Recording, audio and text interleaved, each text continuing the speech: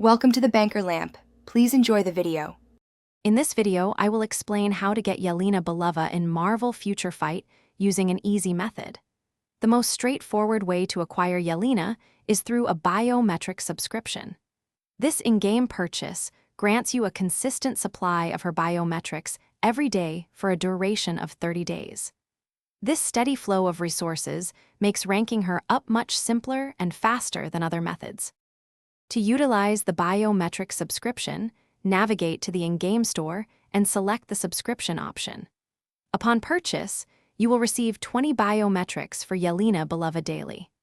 This consistent supply allows you to steadily increase her rank, from 1 star all the way to 6 stars, making her a powerful addition to your roster with minimal effort.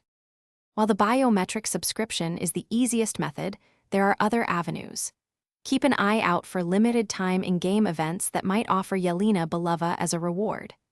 Additionally, opening premium hero chests can sometimes yield her biometrics, though this is less consistent. Remember, her uniform, such as the Black Widow snowsuit, greatly enhances her abilities. Once you have Yelena, maximize her potential.